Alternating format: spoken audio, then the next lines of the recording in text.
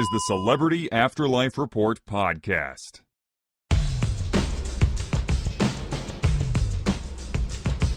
Hello and welcome once again to the Celebrity Afterlife Report. I am the celebrity medium. You know, there's always something going on in the world of deceased celebs, and as always, thanks to my sources, I'm on top of it all. Let's get right to it. Last week I told you about Steve Jobs, the tech guru who guided Apple to the top of the gadget world, and his opinions about the direction the company has taken since he transitioned to the afterlife. As you'll recall, Jobs thinks that Apple hasn't really innovated at all since he left.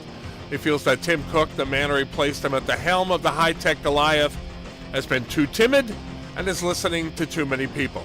Jobs was skeptical about the then forthcoming Apple Watch. Now that it's out, my source tracked Steve down to see what he thinks about the finished product. It's pretty much what I thought it would be, he said. All flash and little substance. It's not going to change the world like the iPod did. It's not insanely great. Asked if he thought the Apple Watch would sell well, he said, I think once the fanboys get theirs, the sales will drop. So saith Mr. Jobs. Oh, one more thing. Jobs told my source he's working on a new project. You see, in the next world, the weather is always mild and sunny. Now that may sound idyllic to you, but Jobs thinks there should be more variety. So to that end, he's currently working on something he calls iVironment, which will allow afterlife residents to enjoy a rainy day, complete with clouds and the occasional clap of thunder, whatever they want.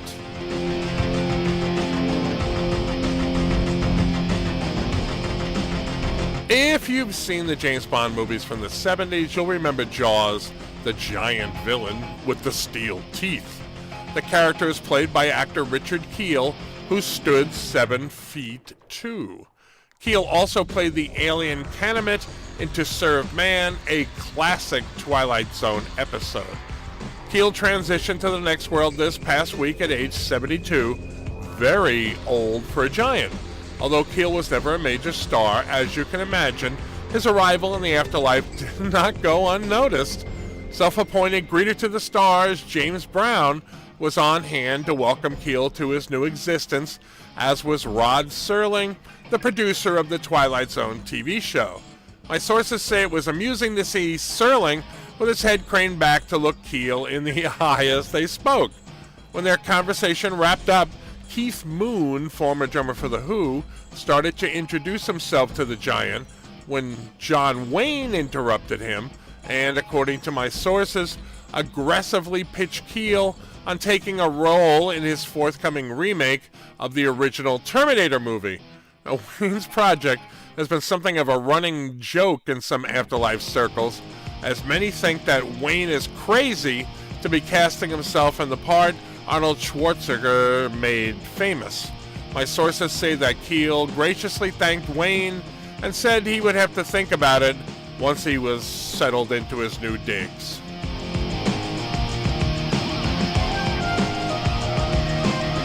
I've reported in the past about Amy's Amazing Adventures, the cartoon show on Afterlife television starring singer Amy Winehouse as a cartoon version of herself.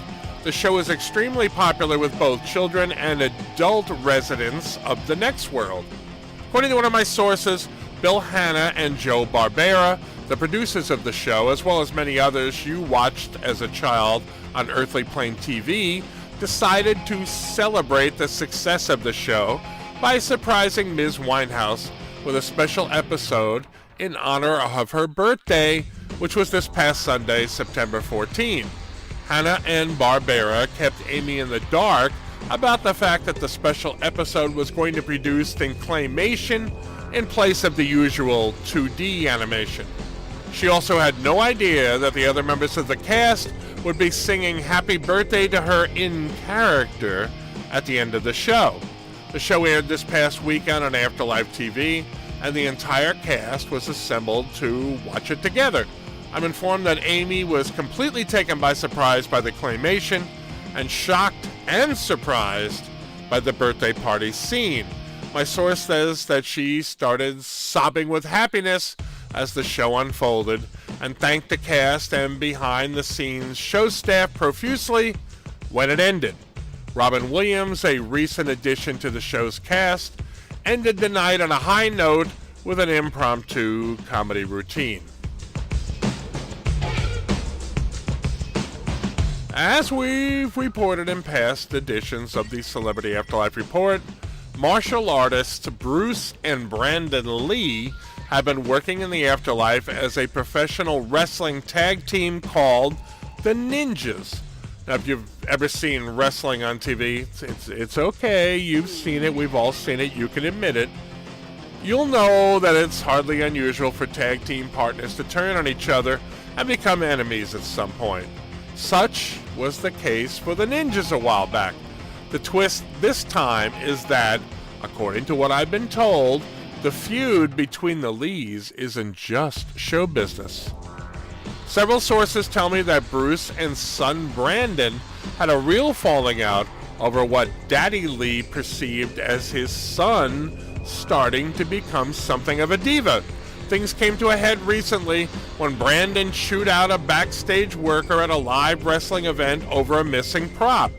Bruce spun his son around and started telling him to control himself, which only further angered the younger Lee. Harsh words were exchanged, with Bruce telling Brandon that he wouldn't be where he is if it wasn't for riding on his father's coattails. Ouch. The incident didn't come to blows between them, but Brandon did stomp off and hasn't been seen on the wrestling circuit since. Until such time as his son calms down, Bruce is working as a single in the squared circle. Okay, gang, that's it for the Celebrity Afterlife Report for this week. Please come back next week for more hot gossip about all your favorite deceased celebs. I am the Celebrity Medium. Thanks for listening.